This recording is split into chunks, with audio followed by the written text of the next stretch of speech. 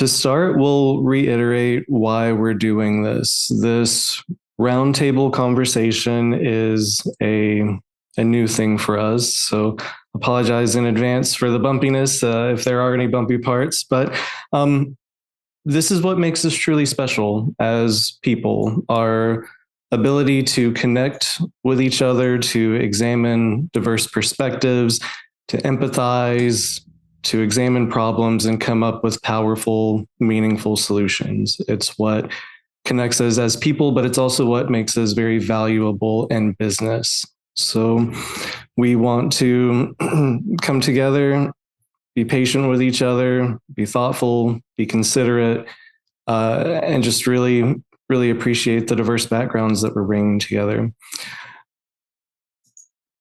The reason that we're here today, Eric reached out to me after, I believe it was Mark's episode that we had. You two have worked in harmony with each other in the past. So as we jump in, I would love to start out by introducing everyone, and then we would jump into your all's story. Okay, so today's roundtable unites Brian Stancheski, the eco-conscious creative. He's been on our podcast as a guest before. Father living in New York who's been inspired by music, the arts, and wanting to build a better world for his son. Serena, who we've just met. Let's just go around. Let's introduce yourselves. It might be nice. Let's just go around and do like a 30-second introduction, who you are, your background, and then we'll hop into Eric and Mark's story. Okay, and let's start with, so we'll go from the bottom. Rachel, since you're all warmed up, let's go ahead and start with you, and then we'll work our way up. Okay. Wait, me? Just go ahead and introduce yourself. Just a quick introduction, your background. I know that you just did it a few seconds ago before we went live, but just to catch everyone up. Yeah. Okay. No, I was just checking because I saw there's a lot in here. So I'm Rachel Celanese. I've been a climate designer chapter leader here in LA for the last 4 years, since literally right at the very beginning of the pandemic, March 2020. And for my entire professional career, I've been in entertainment, designing movie posters, campaigns for TV, streaming, lots of hip hop albums back in the day that Brian and I talked about during Project Blue Sky. And yeah, I think always wanting to be involved in climate and doing good in the world. I'm now trying to align the values that I have with the skills that I've developed. Awesome. Brian, I'll unmute you and I'll let you speak on your behalf as well really quickly. Just introduce yourself. My name is Brian Stancheski. I'm hailing from the great borough of Brooklyn. I as well have been a climate designer for about 4 years now, since about 2020. I am also a climate leader for the New York City chapters. And I focus mainly, my background's in marketing and PR agencies, and I'm now trying to pave a better world for my son and all the next youth or the next generation so that we have something to brand in the future. Awesome. Thank you so much. All right, Serena. Hi, I'm Serena, and I am currently at home in Spain, but I have been living for the past 25 years in Miami, and I'm sort of like fighting that fight in Florida. I have been involved in some sort of sustainability, conscious capitalism, climate, with my own branding agency for the past 7 years when I certified as a B Corporation. Previous to that, I was in luxury. I was an art director for luxury publications. So really, in the thick of the why we're in this problem, I feel like, conning people to buying crap that they don't need is terrible for the planet. So here I am with y'all making up for that. Yeah, super excited to have you. To introduce the developing team, you'll see True and Heather alongside us. We are not sustainability leaders. We are not as knowledgeable as the 5 others that have joined us today, but we are here to challenge their thinking and just to give our perspective as individuals who are just kind of new, but very interested in delving into the industry. We'll give the floor now to Eric and Mark. They are here because their unique perspectives they're so contrasting, but there's a beautiful harmony in them as well. Mark is a punk inspired, action forward designer, creative facilitator, strategist, and speaker. Eric is an educator, project leader. He's a leader in design for responsible innovation. But you all have worked together before, and as part of climate designers, you're part of this huge movement that kind of finds the beautiful unity in these two principles. So, Mark, I'll give the floor to you. I'll let you introduce yourself, then we'll move over to Eric, and then I would love to get into the harmony of your story. Sure, yeah. So, hey everyone, my name is Mark. I live in San Francisco.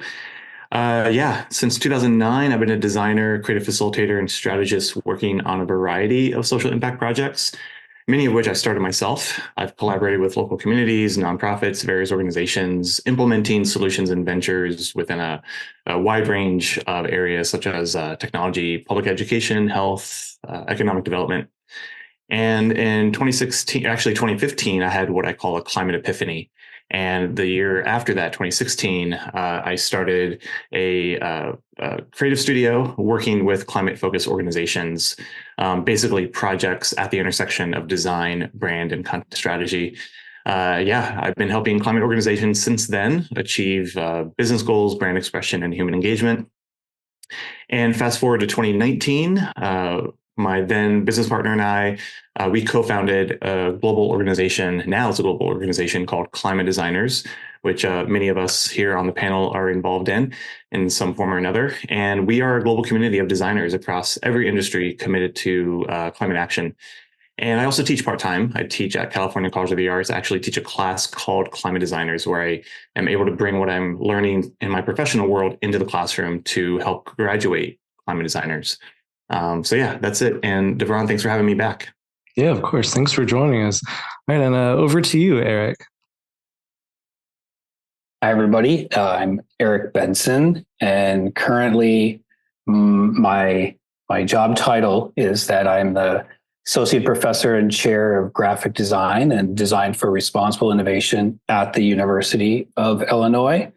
But that's sort of not the climate story that I think everyone's interested in, because it took a long time for me to get to this particular spot in my life in terms of being an educator.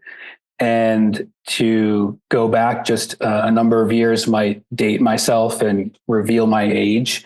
But in 2003, I was lucky enough to attend the Power of Design conference put on by the AIGA in Vancouver, up in Canada. And it was put on by Terry Irwin and her team. That was, as Mark said, a climate epiphany for me. And that was when I had transitioned into more digital work, thinking I was washing my hands of any sort of negativity in terms of what I was doing in the world. Found out that was totally wrong. And that changed my perspective on what I was doing and why I was doing it. I went back to work, and my idea was to bring that sustainability ethos into a very large Fortune 50 corporation where I was working at the time. I won't name it, but it was not met with much success or support. That's when I realized I needed to change and also learn a lot more. I wasn't ready to bring this to the big stage. So I went to graduate school, and that's what helped me create my nonprofit, Renourish. Do not go to the website currently. PHP has taken it down, sadly, but that led me into becoming an educator. My thoughts there was simply, if I'm going to make an impact, it's going to be here in education.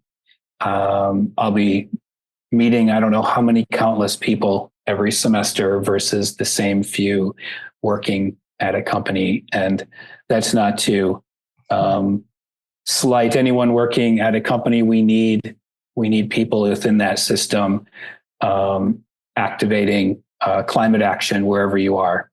So being an educator is one that I never thought I would find myself in in. Speaking earlier about introverts, that's me. And so standing in front of 30 students at times, right, can be a little daunting and tiring for someone who prefers not to be in front of people. So, but I know that it's important, and so I continue to do it.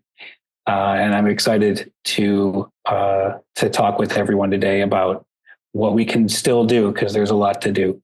Yeah, definitely. I love that. And I've not considered that perspective before, but yes, continually preparing a cycle of creatives is so powerful.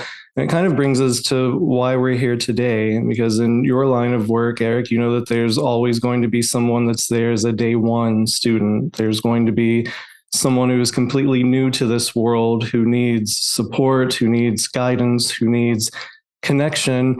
And that's why we're here today. There are three reasons. I think, Serena, in your profile, you have this very powerful quote. It says that everything we create, use, buy makes a statement about where we stand.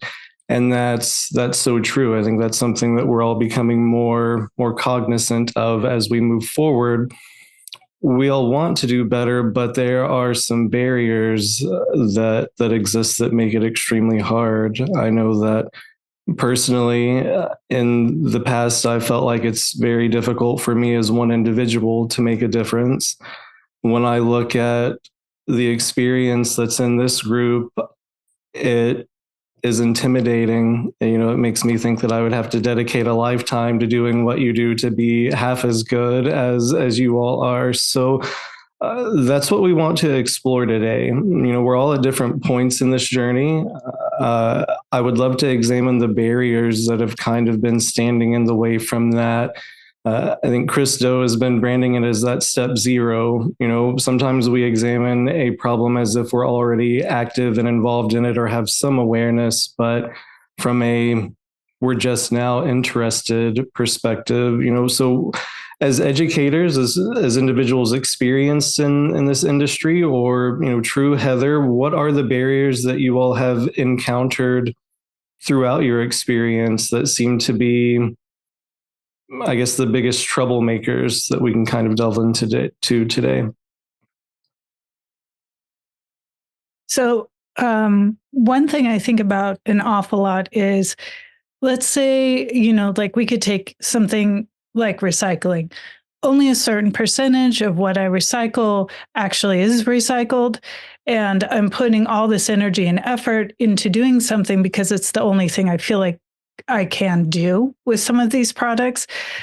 And even if I'm using my dollar to voice what I prefer, there's still a level of, I still feel sort of helpless. Like I don't have the power to dictate at the highest level the types of materials that are being created. So I'd love to hear people's opinion on how do you deal with that? Like that feeling of helplessness, like this is all that's accessible to me right now. And I know that it's not really helping, but that's all I can do. So I would love anybody's opinion about that. I definitely echo with that same feeling of lack of resources and accessibility to make an impact that actually matters. And you're right. Like, I think the things that we do, I don't know, I feel like I'm in this mentality that it's just so small that it's not going to make a difference. And for that, I would like a little bit of direction and clarity. And I'm actually really excited to hear, Eric, when you mentioned that you thought initially your digital approach to design, kind of cleared you of some things, and then you found out that that was not the case. I'm really interested to find out exactly what you actually learned about that, because that's exactly how I show up in this space. And I would not have known at all that, the things that I was doing, even though it was virtual, that it still was making some kind of impact that could possibly be negative. And if I know that, I would like to remedy that. So I'm really interested in that conversation.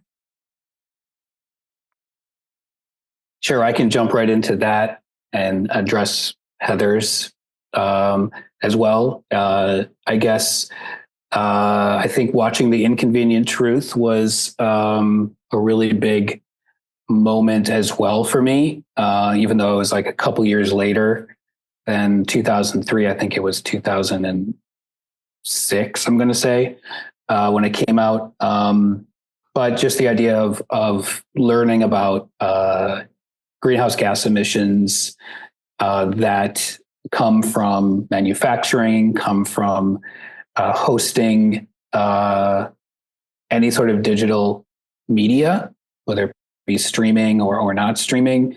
And then in addition to that, right, in school, I actually started out as a product designer. I was doing products and furniture, and thinking through the idea of digital, right, it still required things to be manufactured, right, whether it be a laptop or a desktop or anything involved in creating something digital. So I realized there's just no way around escaping that carbon footprint as long as we are using fossil fuels as our energy source. And so that's my answer to that, Drew. And to address the other question, and I know that Mark also has experienced this because it comes from talking with climate justice and climate scientists, whether it be on my podcast or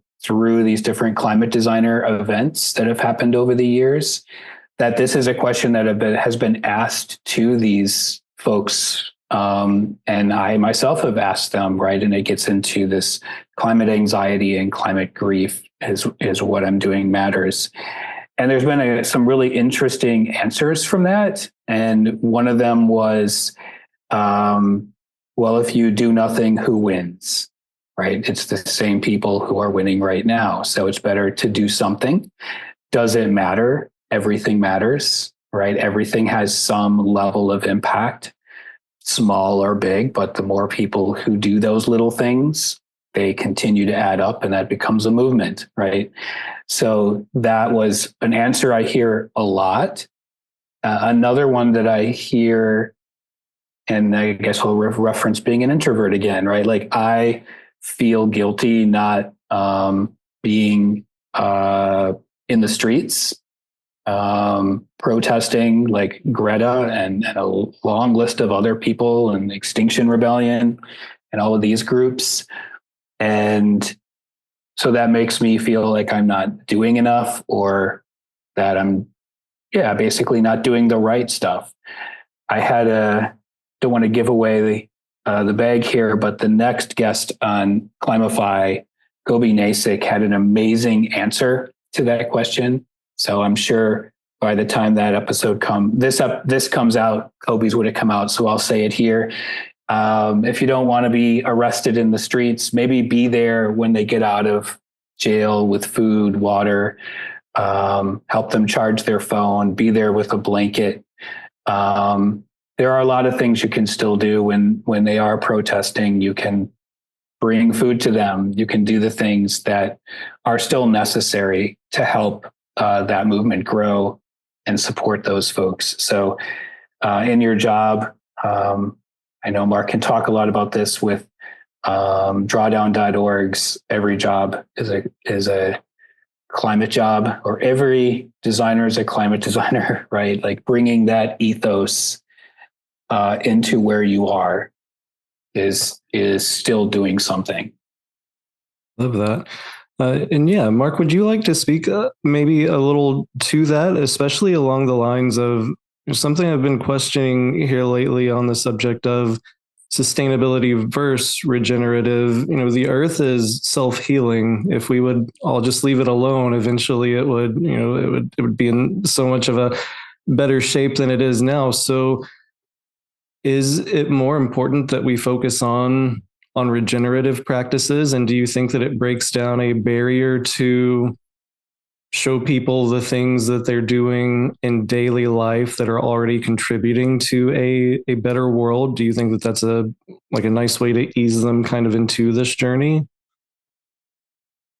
Yeah, I think it's a both and, right? I think we have, over the last, I'd say 2 or so decades, have really doubled down on sustainability. It was really the Obama presidency, his first campaign, where he really pushed that as part of his pillars for his presidency. And over around the same time as the hybrid cars started to become a thing. So what are we talking about? Like maybe mid-aughts or so. So this whole idea is not very old. And I feel like while we're still kind of forming these behaviors, which, Heather, you mentioned recycling, like I believe in the behavior of recycling more than the recycling itself, because we all know the system is not working how it should be. And many crazy percentage, many of the things that we recycle actually don't get recycled. But the behavior is important, because once we then go upstream and reimagine the systems upstream to then provide us with the goods and services, products and services, experiences that we would like to have in our day-to-day lives, then we're actually like really moving the needle, so that we can continue with those behaviors of quote unquote recycling, but maybe we're doing it in a better way, a way that heals and renourishes the planet, going back to Devron's statement about regeneration, right?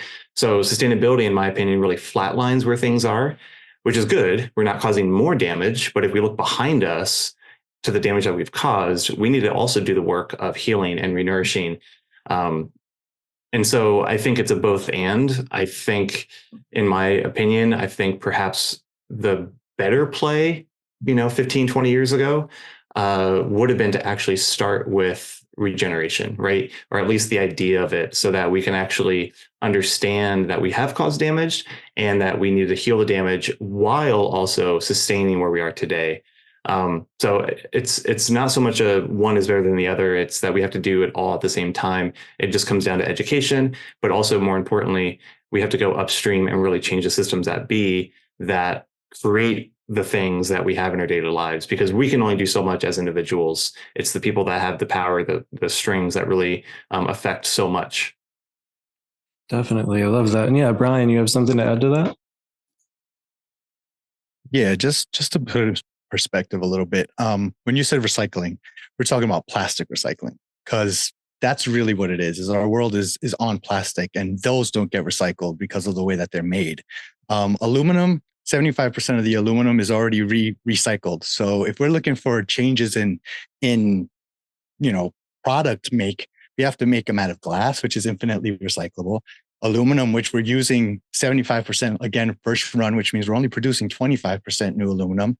And cardboard is 91% recyclable. So we are recycling in certain things, but because our society leans so much on plastic, we're not recycling enough because everything's made out of plastic. So we have to stop relying on plastic for one. I'm going to drop a movie in here. It was The Year the Earth Changed. It was an Apple documentary. And if you just want to see what kind of impact you have on your daily life and how that affects the planet, just look by driving and just deciding to walk someplace and see how different the planet looked after the 1 year of COVID, when everyone was inside and couldn't be outside. And that will just show you, like, what does my everyday activities around what I'm doing in my neighborhood affect the planet? And it starts to settle in, like, hey, well, maybe I could change this or change that. So again, I don't want to be like Mark and say, hey, don't recycle, because I think it's great to do that. But I think it's important to realize the things that we're consuming are unrecyclable. So that's what is the big issue to begin with. So it's about looking for alternatives and trying to find places like the Grove that has a lot of suppliers that use glass as opposed to plastic. People like Serena, who's been B Corp certified. Any business that's like that, they have rigid, really stringent certifications. You have to hit a 90% threshold or you don't get it. So they're very strict, and they definitely make sure that these people are doing things sustainable. So if you see that B Corp, go ahead and work with that business. That's kind of like the indicator to say, hey, work with me if you're worried about sustainability. So love that. And Rachel, I see you nodding in agreement. Were there some points from the documentary that Brian brought up that were kind of meaningful to you? Are you a fan of that documentary? Yeah, I loved it. It was Richard Attenborough, and it was like, look, when people aren't, thinking of themselves and taking over every beach, every ocean, every square inch of this planet, like, nature and life and animals can really flourish in such a short amount of time. Because yeah, I think that idea that like the earth will be fine, it's us that we're, trying to save here. And then also going back to, I'm putting it in the chat, going back to recycling. I mean, not to nitpick on recycling itself, but like it was started by the bottling companies to take the responsibility off of them and put it onto the consumers. And so I love the idea of pushing back, making them responsible, making fossil fuel companies responsible. And then I just posted the 7 R's of regeneration. Like there's so many steps that we can take before it even gets to that point of recycling. Like, I'm thirsty. Why can't I just bring a reusable bottle or drink out of a public water fountain like they have in every plaza in Italy, instead of having to just like constantly buy bottled water? And then that brings in a lot of climate justice issues. Like you have to get that bottle of water because you're in an impoverished area or an impoverished city that the government does not care that you don't have access to clean drinking water. So this is all you have. Like, I think keeping that lens in mind as well is important. Definitely.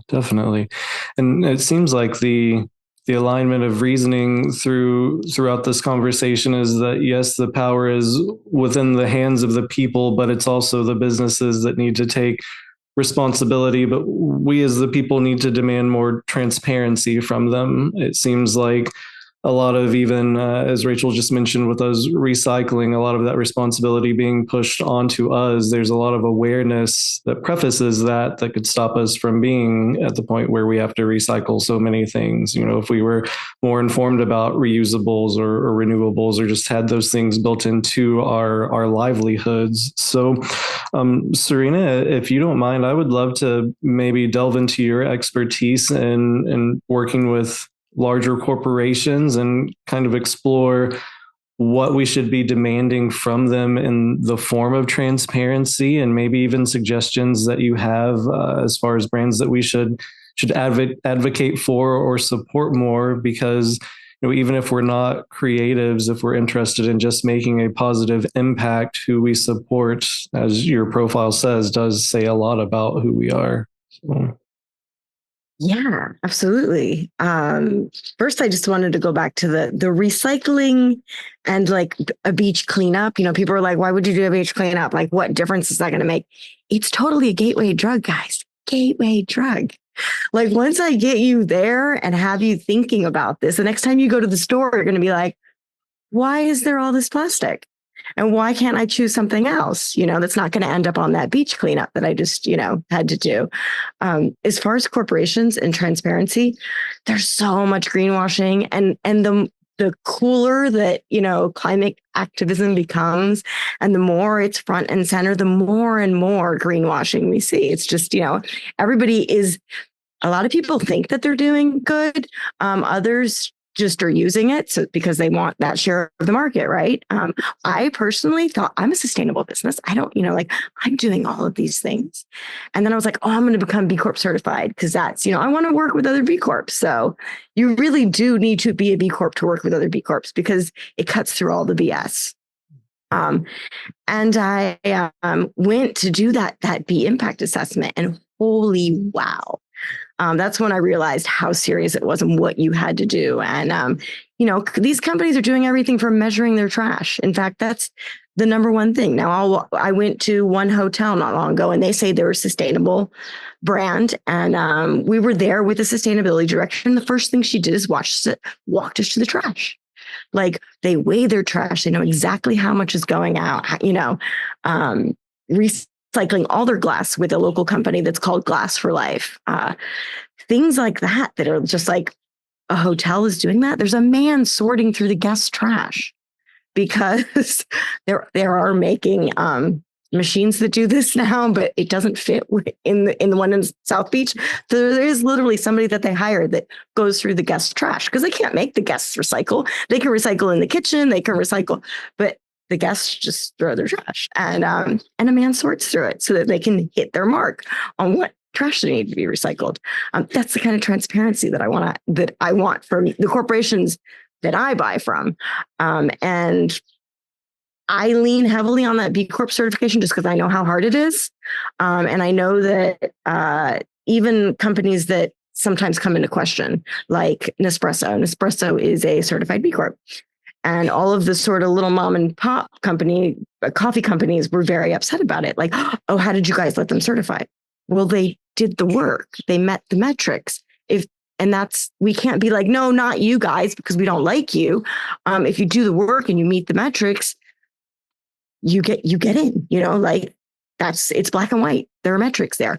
They are evolving the standards. They are actually going to become more rigorous in the sense that they are going to also involve a lot more social aspects. Before you could kind of pick and choose, you could say, well, it's kind of like a social company and we want to make our impact here, or I'm just an environmental company and we want to make our impact here. And now they're making you hit all of the pillars. So there will be more fair pay, fair wages from companies that maybe were just green.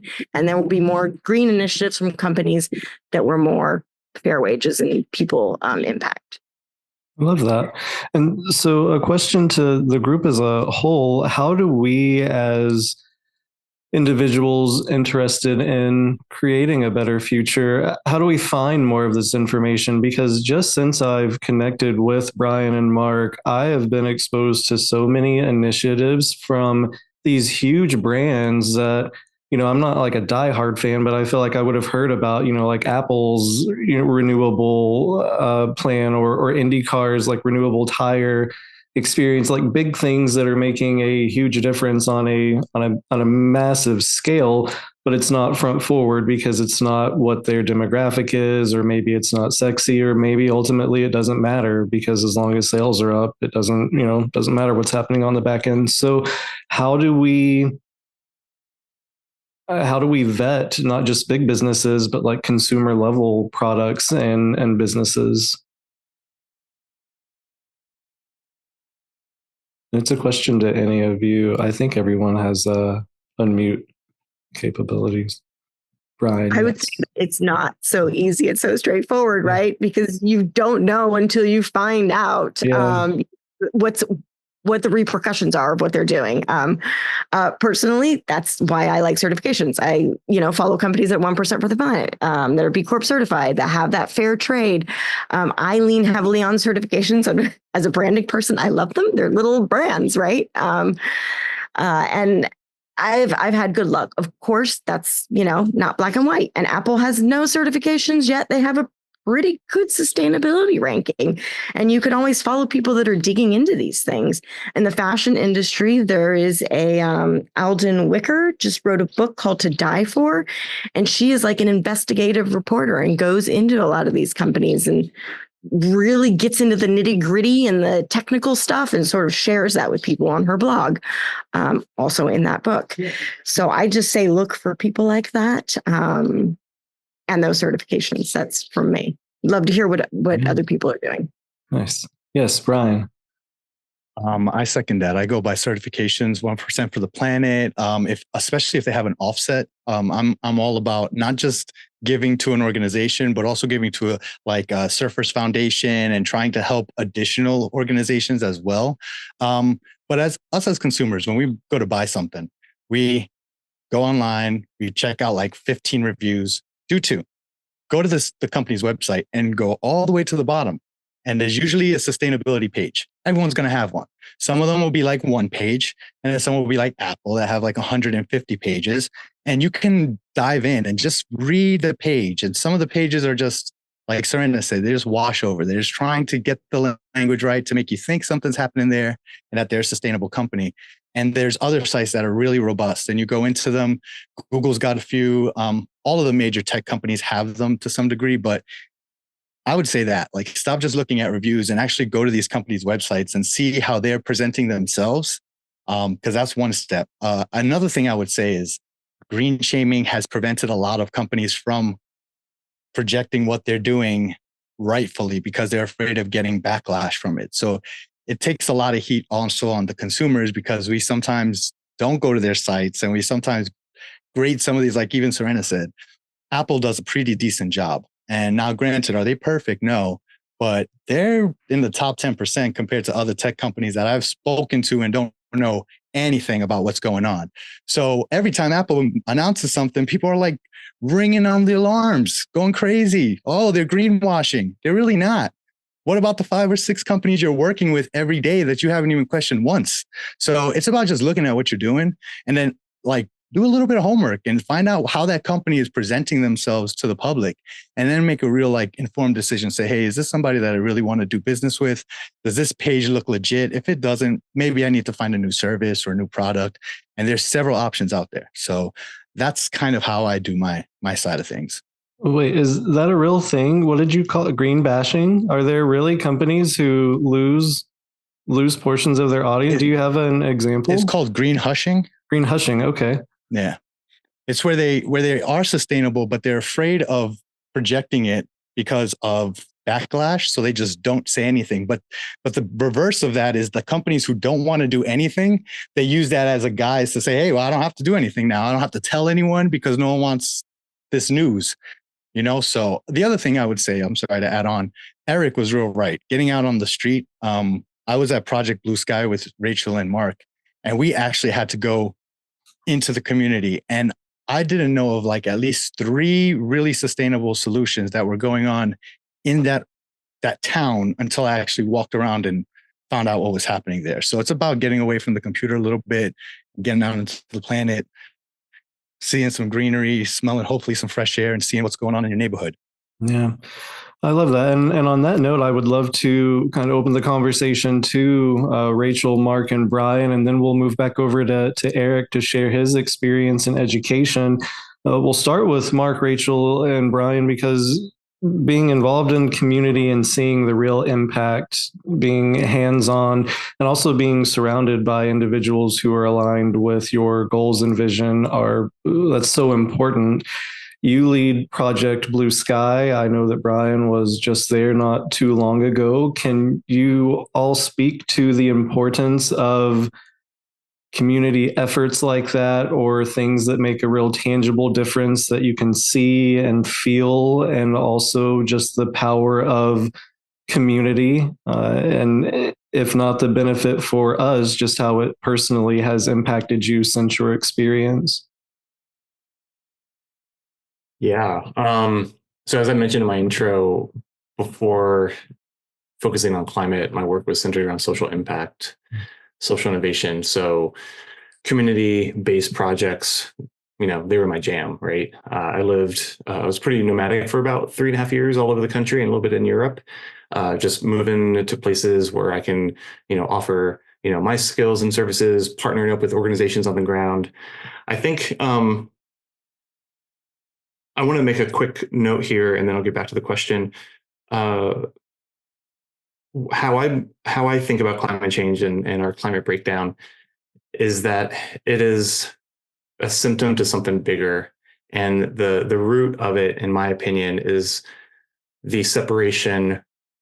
It is separation. It's separation between us and others. So community, obviously, it's a separation between us and ourselves. It's separation between us and our environment, our natural world. It's something that we used to kind of live within, and over the last 100 or 200 years, we've developed systems that have kind of spliced and diced us away from certain things externally and internally. And so, going back to your question, Devron, around community, it's so important to have a sense of who lives around you, for you to have a sense of what solutions and approaches around the issue of around the topic of climate action, what's actually going on in your backyard. As we know, our climate breakdown is going to be affecting every city, town, region differently. What's going to happen here in the Bay Area is going to look very different than those over in the UK or those in India. And so having a good understanding of not just the solutions and approaches in your backyard, but also who of your neighbors, of your community, are actually working on those solutions and approaches, and then figuring out how you can help, how you can support. And that can look like transitioning into working for that actual company. It can look like volunteer work. It can look like donating. It could look like a lot of things, as Brian and Eric were mentioning. But yes, I believe that we need to reconnect with those around us, because also, let's talk about this too. with these man-made disasters, floods, hurricanes, tornadoes, it's causing havoc in our worlds. And so when there are emergencies in our backyard, we have to come together and support each other. I've witnessed the path of a tornado after it went away. And it's so crazy how exact that is. One house can be completely flat and their neighbor is completely fine. It's insane. And so I bring that up only because it might not look like what you think, or it might not affect you personally, but it can affect someone across the street. It can affect someone across the town.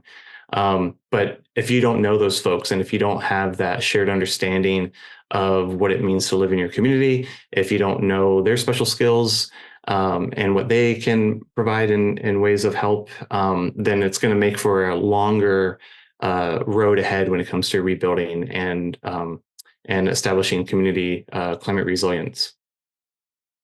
Yeah, it's definitely very powerful. Rachel, do you have anything to add moving from the entertainment industry to the climate field? That's definitely a big shift, and just the value of finding a supportive network in your transition. Ooh, sorry, my brain was around all the other topics we've been talking about. Yeah, so moving away from entertainment, I think the Hollywood Climate Summit is a great place to start. That's a lot of conversations about how our popular culture can shift what's considered normal, what's considered cool, like all behavioral change.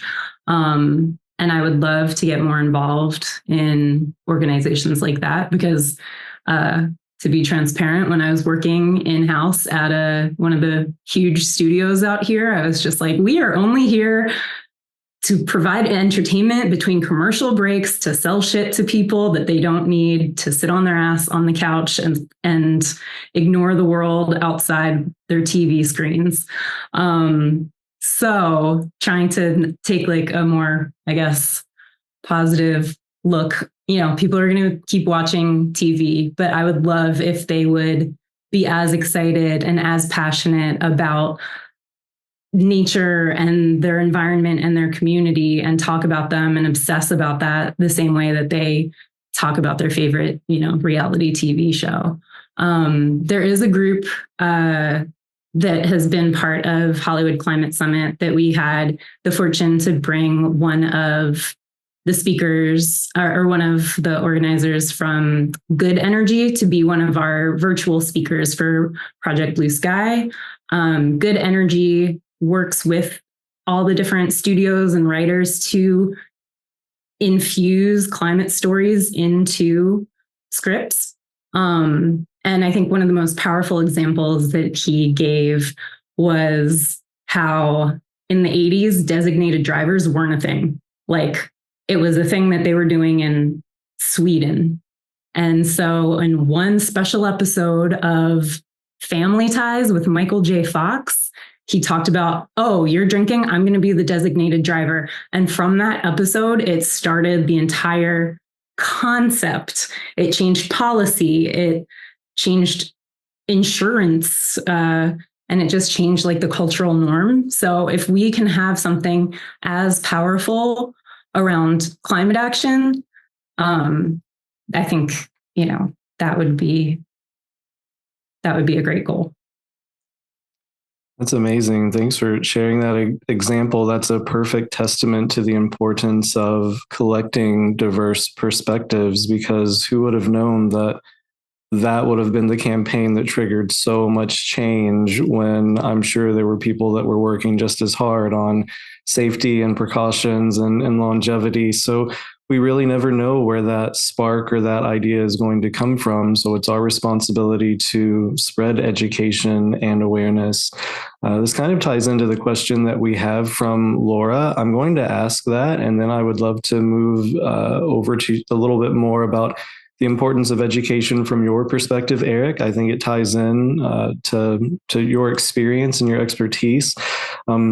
Laura says that she is that there are, according to a US Census, 63.7 million Hispanics in the US, that she's a general contractor in the construction field and sees recyclable debris on a daily basis. What is the approach to teach our Latinos the importance of recycling? So, not just in the field of construction, but fundamentally, what do you see, Eric, are the things that are missing from like a base understanding of planet positive action? And what approaches do you think we can take to better educate on all levels? Maybe I'll work backwards on that one. What I wrote in the chat for Laura involves community, which we've been talking about, and there's a lot of research into community through the world of psychology, in particular, in that if you are not a member of that community, it's much harder to make any changes in that community because you're not part of the community, right? So why are they going to listen to you? But if you are part of that community, it's a much different scenario. And so, in Laura's question, as the general contractor, she can be the boss in many of these situations. So leadership within that community, whether it be it really depends on the community, right? It could be someone of a person of faith, right? It could be the guy running the barber shop. It could be, in this case, the general contractor, where they will listen to those members of the community more so than someone outside of the community. So that it would be an important thing to consider in terms of like general education.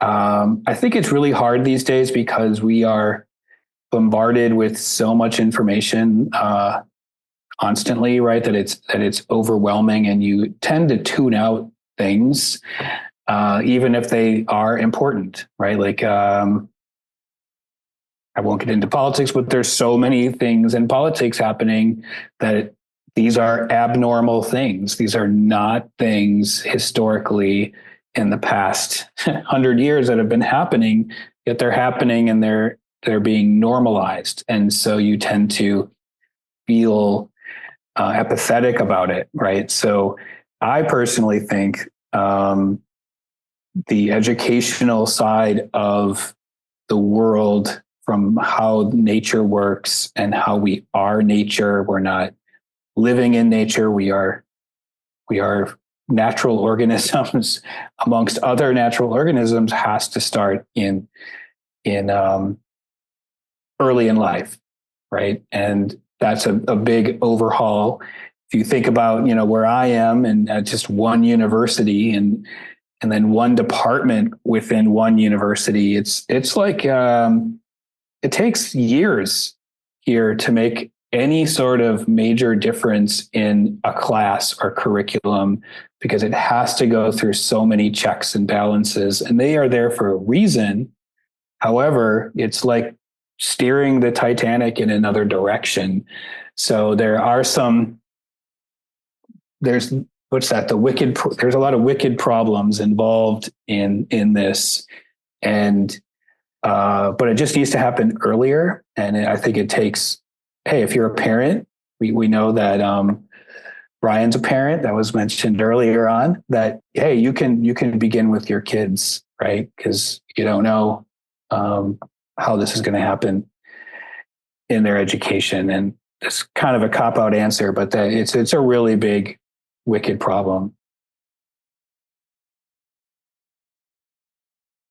Yeah, thank you very much. It definitely is. And so, Serena, I would love to invite you to maybe share some of your expertise in the Tai Chi mentality. It's something that you're known for, but just that connection, that harmony. I would love to hear your thoughts on how a mindset and time spent in nature and just that connection and awareness and noticing can be the thing that does motivate you to action.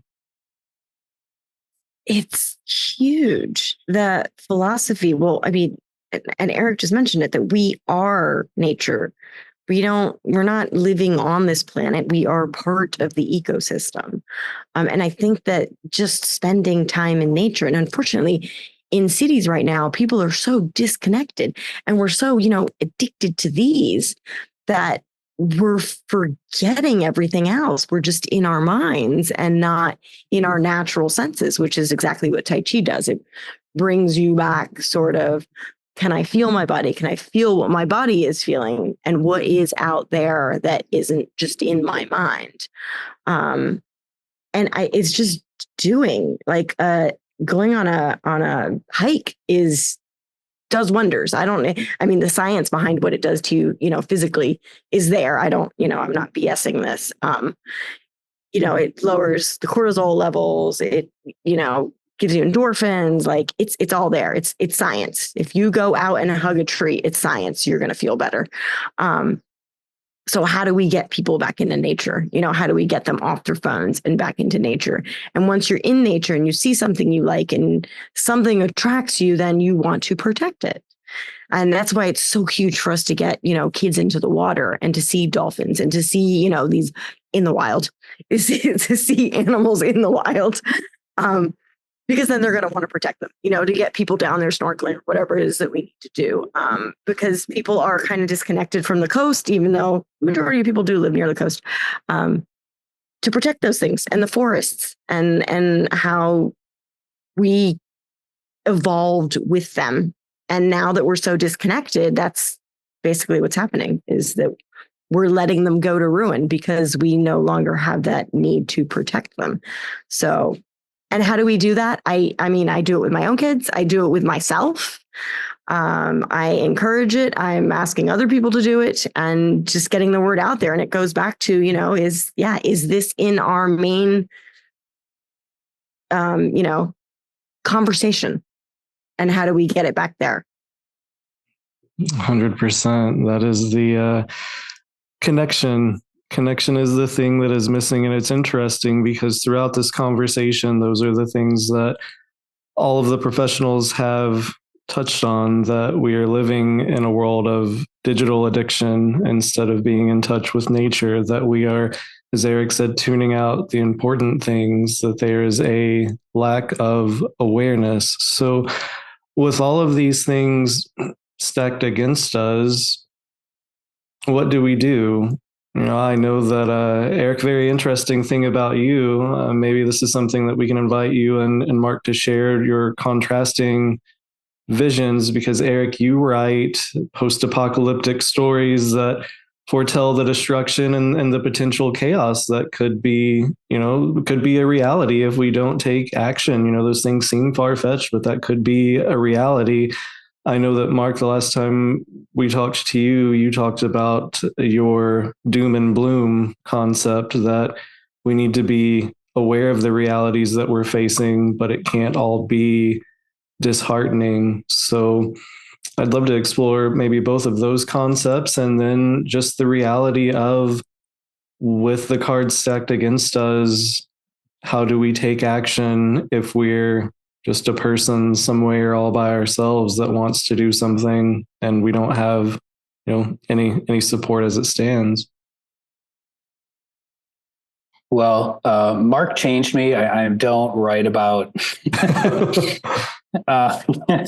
zombie apocalypses anymore. So that I did, and I tend to now lean more into, as you said, doom and bloom. So that, I think, that's good. That's positive. There's no point in dwelling in I think there was a quote about living in this particular era and trying to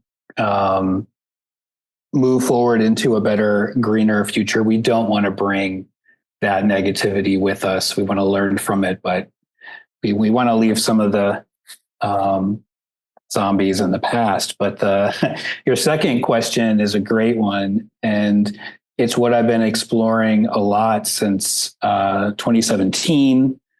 And what I've had to teach myself to do is think more in systems, right? How is everything connected? Because once you start to see how things are connected, and some things are connected more to other things, they're not all equally connected.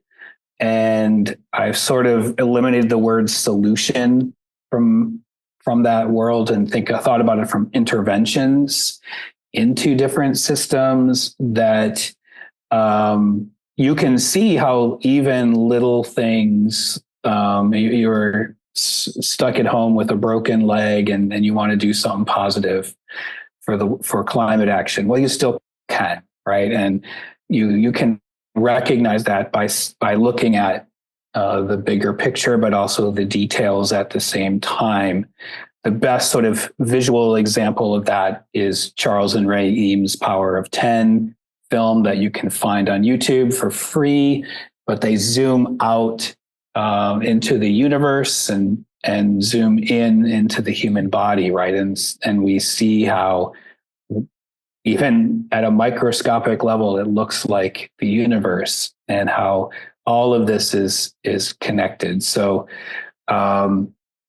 training yourself to be a systems thinker is very opposite of how you were taught in primary school. So it is kind of a chore, but I have been writing and teaching this to designers with some luck. However, it is still a work in progress, but I feel like it's a necessary thing because nature works cyclically and we do not, from the standpoint of our economy, as Serena has pointed out, and well, a lot of you, Brian, too, with recycling, that it's not, even recycling is not cyclical unless it's a metal. Paper can be recycled 7 times, for instance. So from a very small perspective, vote. I mean, that's something you got to do. Even slacktivism is fine, like signing petitions to your senator. But for this year, I think I'm just going to recommend people go vote.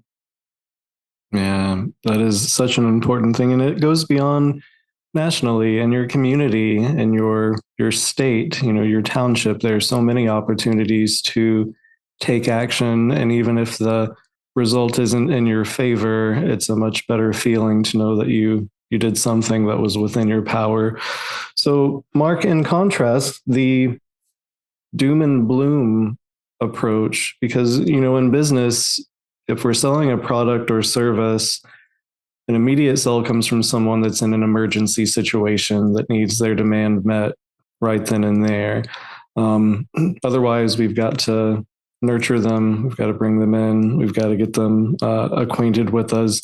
And it's usually outcome-based services and products that result in a sell. It's the picture of what this can do for you. So do you find that the Bloom approach, how action can change your life immediately or the things that are around you, your daily experiences, do you find that to be a more motivating approach for creatives and for business owners?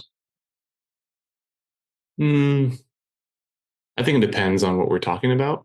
I think perhaps some of those offerings, whether they be a product, service, or experience, can lend itself well to that kind of that immediate emergency kind of situation that you described. I think others, it's more the long game. Yeah, I feel like it just depends on what happens after that purchase, right? Or what happens after that initial experience? What's the long-term engagement? And if we can think about it that way, then I think keeping people's attention on the work that you're doing as a company, how you are supporting their lives, how you're healing the planet, all these things matter, even going beyond that initial purchase or experience. So I think for companies today, they gotta really double down on thinking about going beyond that initial point of sale and how they're showing up and how their employees are showing up and the impact that they're having both before the thing, all the touch points and all the various extractions and shipping and transportation, all the things that it brings the thing to that person. I really don't like to use the word consumer, so I'm using person in this scenario. And then the impact after that, the behavioral impact, the societal impact. So it's a whole gamut, right? It's not just, hey, let's just get this person to buy the thing or to do the thing and then wash your hands off of it and go on to the next person. So I feel like companies really need to double down on figuring out what all that looks like so that their people, their audience, their intended audience are able to create that positive future that we're talking about, right? That bloom part. And I want to go back quickly to Eric's comment too. Everything is connected. I think many of us know that. The reason why I say doom and bloom, the doom part is still part of that conversation. And I think it is important to have a little bit of that flavor in this conversation. I just watched a great video the other night. I'll put it in the chat here from a really fun YouTube channel called Practical Engineering. A little dorky and nerdy, but this title of this video is "How Long Will Society Last During a Total Grid Collapse?" And talk about systems thinking, right? He took this one scenario and he used storytelling to put the viewer of his video into, you live in a city, your power goes out. The first night it's kind of fun. You're like camping. And then 3 days in, you're just like, okay, this is kind of getting old. And then you start to see the effects of it. You can't flush your toilets. You can't use a sink. You can't do this. And he's showing that everything in our modern lives is powered by electricity. So I think we need those types of doom stories or situations to really make sure that people are aware of how we live today. And then don't just stop there, and then provide them with that second part of that conversation. How do we actually then go from how everything in life is connected to our aging power grid to, hey, here's what life could look like if we were to actually get ahead of and rethink and reimagine our power grid, maybe more at the local level, obviously at the renewable level. So you still kind of need that little flavor of doom in there because it tells people what's going on today and the imperfections and the rough spots and the cracks in our systems. But more importantly, we need to have that part 2 conversation in there as well. Don't leave these folks hanging. We've been doing that since the beginning of the environmental movement. And as amazing as a lot of those trailblazers before us laid the groundwork, I think most of what they were doing didn't have that part 2 of that conversation. Mm-hmm. And so this is our opportunity as designers to help people see what's possible, to fill that imagination gap. I love that. And that ties into raising awareness, exposure, being aware of what exists, and that ties into your network and your community, because there's so many different ways to approach things. When I think of the example that you just offered, Mark, about how it gets more detrimental as life goes on, and without electricity, you start to realize by day 2 or 3 how many things you're connected to. That's a despair situation for a lot of us. But as a creative, I think if I was talking to a minimalist or someone interested in the survival type of lifestyle, that's like a win for them. That's an interesting thing. That's an educational tutorial. That's something that they might want to go out and experience. I see that we're drawing pretty close to our timeline. I know that we've got you all until about 4:30. The ultimate goal of this conversation was to find alignment in thinking and to hopefully end up with some sort of creative brief or direction that we can take out into the real world, that we can use in our individual communities, that we can analyze and then maybe reconvene on later, but just something that is real, that is meaningful, and that would have impact if it was put out into the world.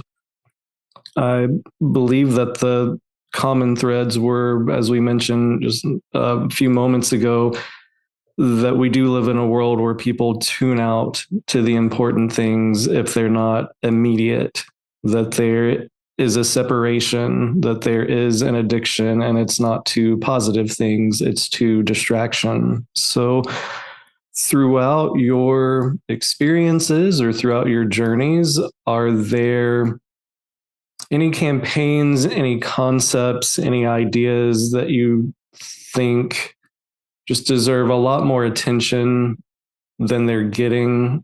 Is there something that is personally important to you that you haven't shared or brought to a community setting that you think would have broad application and be really, really powerful if it was put out into the world? Yeah, Brian.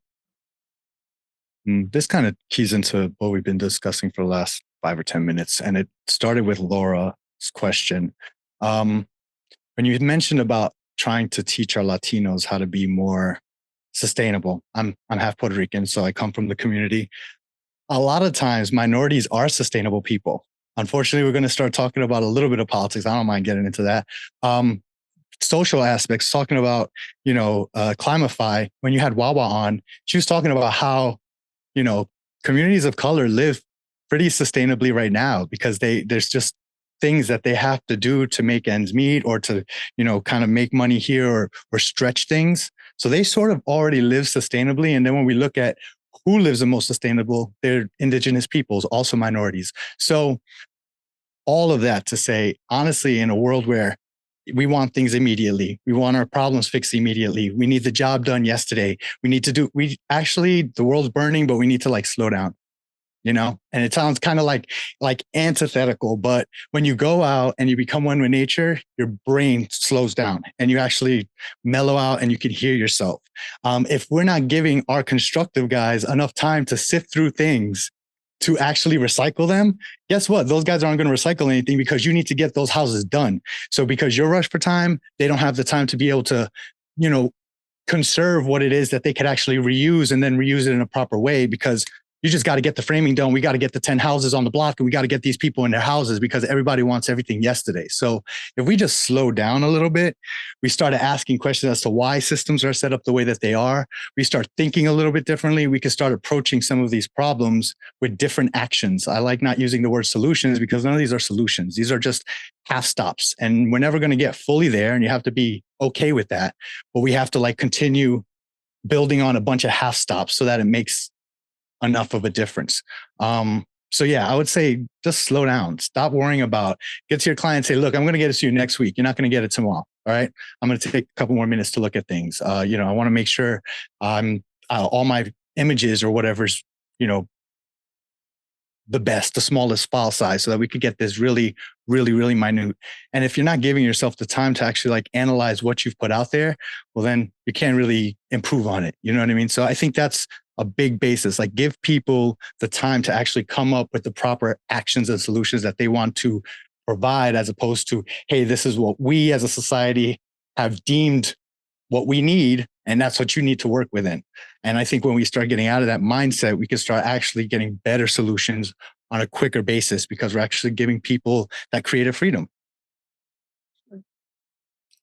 It's definitely powerful.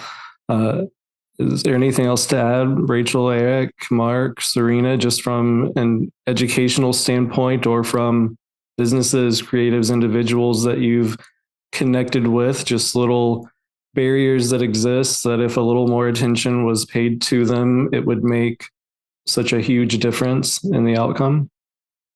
Yeah, I just wanted to bounce off what Brian was saying about slowing down and the idea about degrowth as well. We need to not just, again, putting it all on consumers for consuming so much, but on those companies for overproducing so much that humans aren't even buying it and it's winding up in a landfill in South America. Yeah, I think our metric, capitalism, bottom line, we all know that. Our metrics of success are all off. We do not need to constantly be doing things faster, bigger, endless growth on a planet of finite resources. And the idea of thinking of time as one of our most valuable resources too. It's not just the materials we use, but it's the amount of time that we give people to be with themselves, be with their family, be with nature, be doing literally anything besides staring at their computer or working their asses off day in, day out, so that they don't have the luxury of time to sit back and reflect and think about the things that matter to them in life. Yeah, that is so important. A little bit of time to yourself will give you a time for reflection and to make some critical adjustments. But yeah, oftentimes a lot of us are living a life that's so rushed. Eric, Serena, anything to add to that? I'm space, and that's what she was just saying. Space is huge. Also in not just in our mind, in our life, in our work, in our consumption. Like, do we need everything that we have? And I'm not coming, like, I'm not a minimalist in the sense that, you usually have one t-shirt.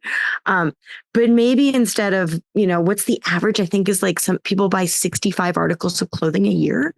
It's some ridiculous number. Like, do you really need 65? Like, I'm sure you would be fine with 10.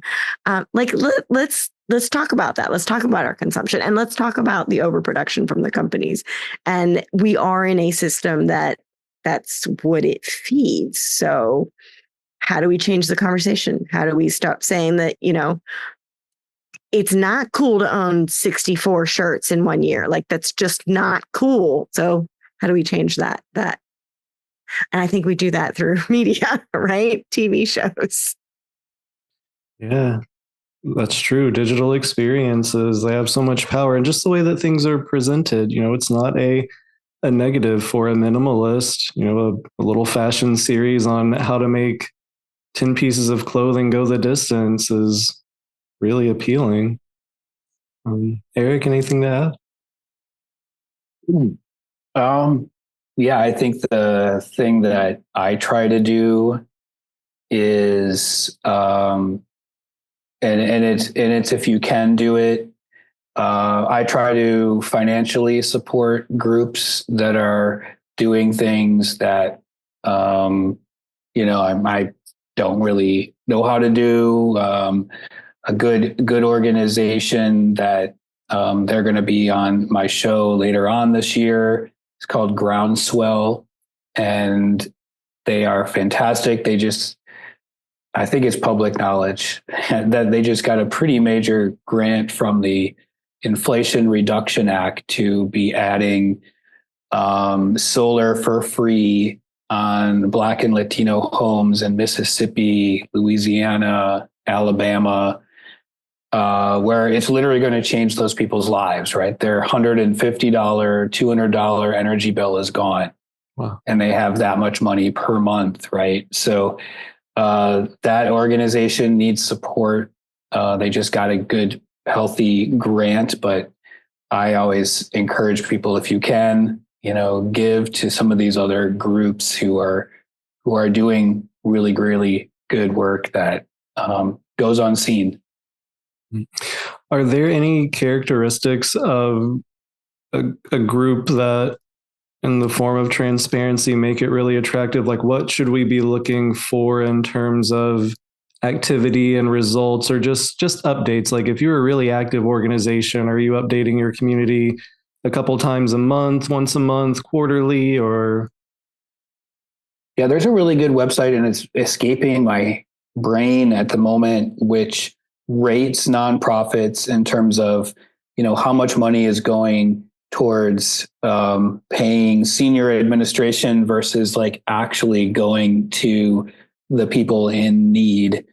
Charity Navigator just popped up in the chat. So that might be the one I'm thinking about. There might be others too, but I use that to pick the groups that I give to, because there's a lot of overhead in some organizations, and it doesn't. I think there was, if you remember back in like forget which catastrophe it was, probably in Haiti, where like American Red Cross, like a such pitifully low amount was actually getting to Haiti I don't want to disparage the American Red Cross if that was the wrong group, but I think it was. There was just not the funds getting to where they claimed it was going. So that's how I find who to give to is through these. I'm not going to call them certification, but they are kind of independent third-party monitoring services. Yeah, no, thank you. Definitely, Eric, Serena, and Rachel for sharing the supporting websites, associations, because that transparency, it is something that has put a lot of people off. Like, people have been burned once or twice before, see that their funds are being mismanaged, and that one interaction will throw you off of supporting a charity or an organization or initiative that is worth it. So due to time constraints, I don't think that we're going to be able to actually make it to the ideation part of crafting a defined brief, which is okay. I had several people tell me that we probably wouldn't, and that's okay. But I still would love to listen. True's laughing at me. It was True. True was the one that told me I wouldn't have time for that. So, but no, so I would love to invite Heather, True, if there are any questions for our creators, and then I would love to just have a quick roundtable to define, maybe in your idea, what are like one or two little things that people can do to take action today. Because in looking at the common thread that kind of ties in all of the responses, it comes down to take a little more time, make a way bigger difference. And that's across the board. So I would love to know from your personal perspectives what things we could take a little more time on that would make a difference. But first, I'd like to wrap up the exploratory part of the conversation with Heather and True when she's finished laughing at me, if there are any additional questions. I'm done laughing. Okay. I'll defer my laughter until after the group. That's fine. Actually, I don't think what I have is really a question, but it was just something that came up for me when you were discussing about how certain groups are already kind of innately sustainable. And it just made me think about a little bit about my personal experience about like how I grew up. And that's exactly the dynamic that we had.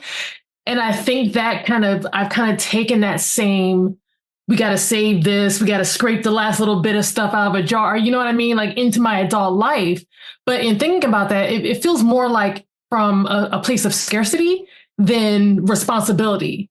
So again, there's no real question there, but it's just something that came up for me. And I don't know whether or not if this is something that's presented to another group, like, is there a way to make that the optic of it being a kind of a in crisis, you're not going to get more of this if you run out of kind of, like, I don't know. Again, no real question, but it just seems like there's something that maybe can make it feel a little bit better and get more people involved in sustainable practices as the practice and not out of some kind of coercion. If that makes any sense. But that's just something that came up for me that I was kind of interested in tapping a little deeper into. Yeah, that definitely is a true statement. I talked to a couple seasons ago a woman in the fashion world named Akila Stewart, who's Haitian, and she was telling me, the word sustainability is at least in how we work with it and define it, is very much a white male business term co-opted from indigenous practices, in that her family, her culture, her people in Haiti were living in a very sustainable way. And that still resonates with how she lives her life now, even though she's got wealth, right? And some sort of fame. But I remember, I don't know how to translate this into more action like you asked, but I remember a friend of mine who I went to grad school with from India, and he was talking about how when he was done painting, right, and he had a big paint can, that paint can was reused for water rinsed out, used for water. And when it couldn't carry water anymore, they flattened it and made it a roof tile for their house, right? So some of it has to do with socioeconomics and just, hey, you have to do something. So I think you're onto something really important there. And like, how do we translate that into more popular culture and how we are living as opposed to not really? That actually brings me to my question, which was something that Davron had been thinking about too, is that word sustainability, and how do we rebrand sustainability and make it something that's more inclusive and for everybody. And Rachel, I also see your hand up there. So maybe you could, if you still want to, maybe you could take this question, but just the terminology we use, is it time that we change the way we talk about it? I think that's a good question for Mark, actually. He has like a whole presentation about sustainability versus regeneration. Putting you on the spot. Well, no, we're at the end of there's a whole other presentation, but yes, I'll just quickly respond, Heather, and to True as well for bringing up a really important perspective.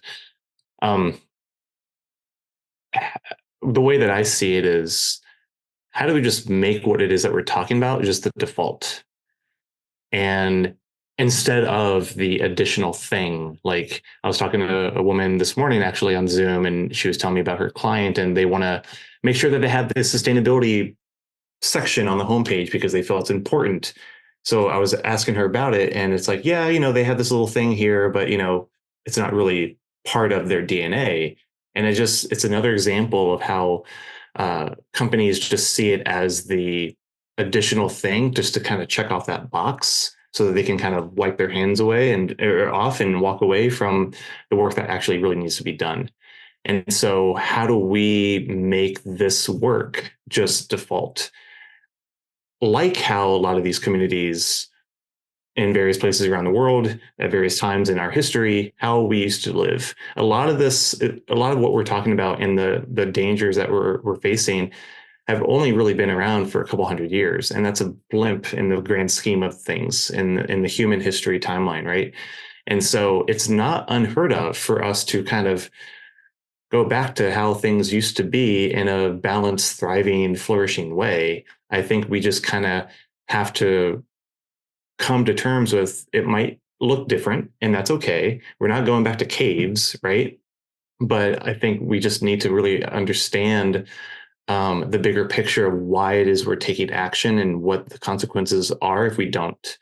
And again, that's that separation, right? Where we have to reconnect with community, reconnect with our natural world, and reconnect with ourselves, because we're being told various narratives that we have to live certain ways only because, and this is not what we're told, only because it benefits the powers that be upstream to put more money in their business, right? Put more money in their accounts, in their pockets. So I think, and this is what makes this whole thing so much of a clusterfuck, is that there isn't one simple solution. And I agree, I try to not use that word as well, or at least I try to attach it to approaches.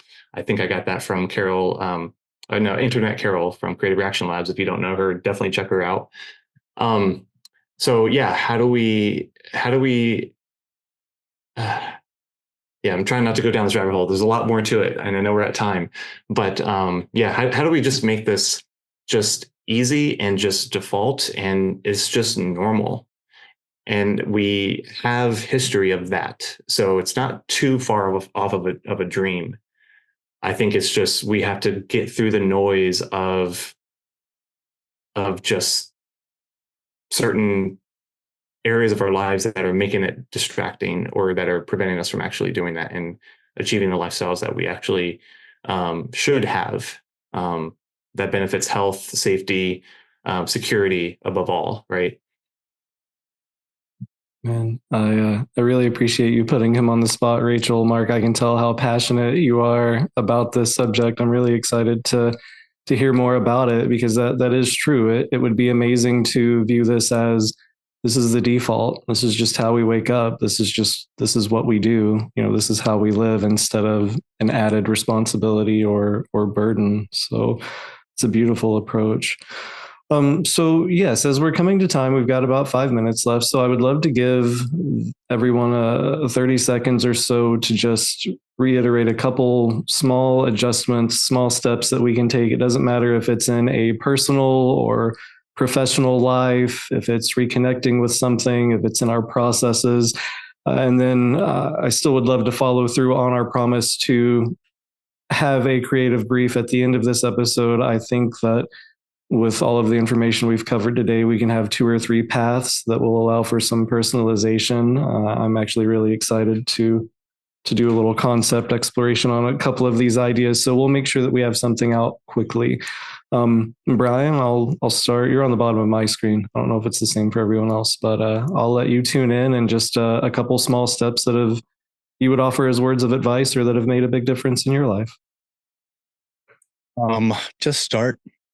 That's really it. I think really what did it for me was starting and then trying to do kind of a how sustainable am I? Like my own B Corp version for what I thought. I realized I was actually living way more sustainably than I had already thought.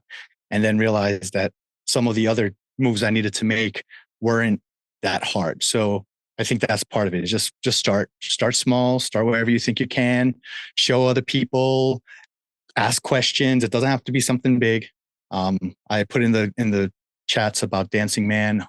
Be first followers. We need to start those people who join us, and they're the ones who get everybody else comfortable with this type of lifestyle. Because then those first 2 people that join you, everyone else is like, oh, now I can dance. So be that first dancer. Don't be afraid of that. And go out there and just show people, hey, I'm still here.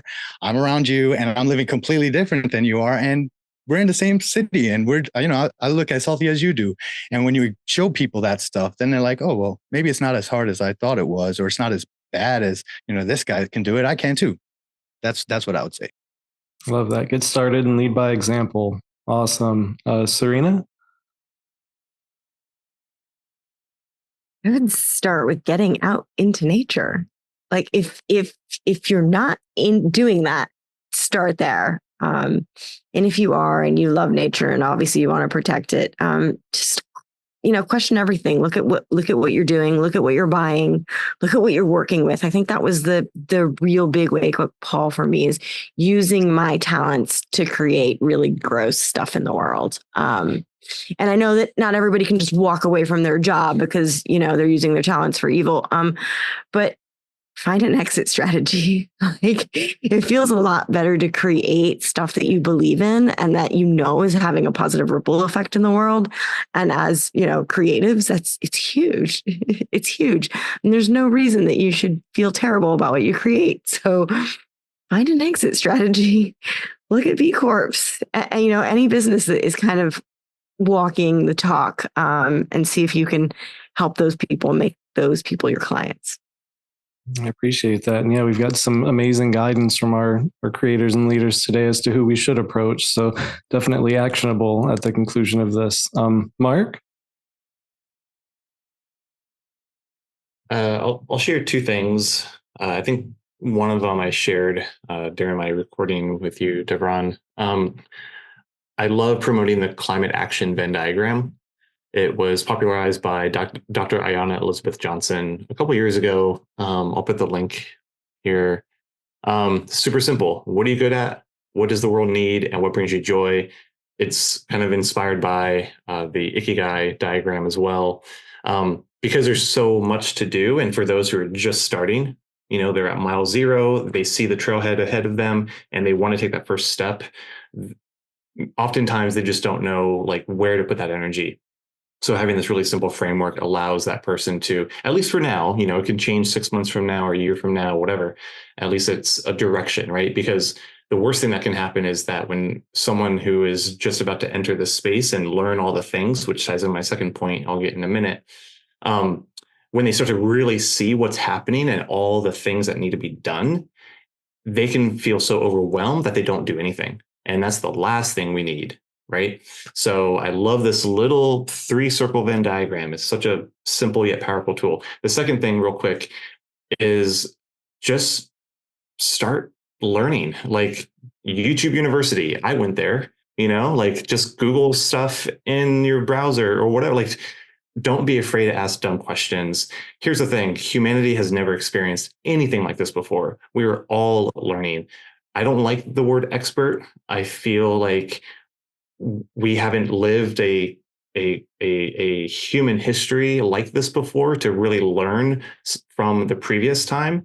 And so I believe that we need to enter this through a beginner's mindset. Even if you are at mile zero, you still have years of experience. You have certain skills, you have history, you have family, you have memories, you have thoughts, ideas. What can you bring? What from all of that can you bring to this new journey that you're taking? So search online, YouTube University. It's really just YouTube. I say that. Some people think like, what? YouTube has a university? It's just YouTube. Ask people, like I said earlier on, like look into local solutions and approaches and interventions that are happening in your community. Just be a sponge, and it's okay to say, oh, I don't know that. Tell me more. Or it's okay to say that I don't understand. We're all learning this as we go. I think we just need to really approach it through a beginner's mindset. And even when you're well off that journey, onto that journey, like I am, I still watch Climate 101 videos. I'm still learning, right? So I think we just really have to embrace that learning journey as we step forward into this crazy time that we're living in. Love that. Yes, stay a student in the journey. Rachel. So many things, trying to narrow it down. I think the first thing that I will say, just because I've been thinking about Dr. Reverend Lawson, who passed away last week. I'd attended a lot of his nonviolence workshops when people started wanting to get involved after Trump was elected. And I think the best thing that he said is everybody is so full of passion. You don't need to go out and start your own thing. Like, go work with the people on the ground, grassroots, been doing this for decades, and learn from them and support them. Just get out there. There's so many organizations already doing this work. And then the other thing is, don't be a perfectionist. Like, leave the binaries behind. You don't have to do all or nothing. I think that a lot of people think that if they can't do everything perfectly, they won't do anything at all. Perfectionism is just holding back progress. So, like everybody else has been saying, just go out there, get involved, and just start doing the work. That's amazing. And Eric, finally. Yeah, if you untangle all these systems at work, one of the key contributors to our problem is the energy that we use to manufacture and go places, and that is through fossil fuels. So a lot of positive things can happen once that is remedied in baby steps or big steps. So my advice after learning a lot of this from the climate scientists I talk with is that personally going renewable, right? Not everyone can have solar panels on their house because they can't afford it, or like me, there's too much shade. However, and I'll put this in the chat here, there are in the US 22 states that have community solar policies, and including Washington, D.C. You can find out more at energy.gov. There's a lot of other great resources for that. Personally, that's what I do. I actually had a company come out and look at my roof to put solar on. They said, hey, it's just not going to be worth it for you. You have too much shade. I'm not cutting down all these trees. And they said, but invest in the community solar project. I live in Illinois. Illinois is one of the fastest growing community solar states, which makes me happy. So they're around, and you're basically then getting your energy from solar projects that are happening and funding new ones. It's amazing. So, a culmination of get started, get involved, and always be learning. These have been some extremely powerful perspectives to analyze. I really appreciate you all coming together. I would love to continue this conversation, and I think that the themes that we have of how we can start to tune in to things that are in front of us and that are important right now, and how we can take a little more time to make a big difference, will be really fun to explore from an aesthetic and copywriting perspective. So maybe that's something we can open up a conversation about at the end. I'd love to put something out and just see all the different takes and perspectives on what that would look like if it was launched out into the world. So to all of our guests joining us today, we really appreciate it. I know this was a little bit longer than we normally run, but we're glad you stuck around for the journey. And to all of our guests, thank you so much. I know that this was a short notice thing. I apologize. I was a little absent during the communication stage of this, but you all were troopers, and I think that it went beautifully. So thank you again. Looking forward to following up with you all soon. And I think with that, we will end the recorded portion of the podcast.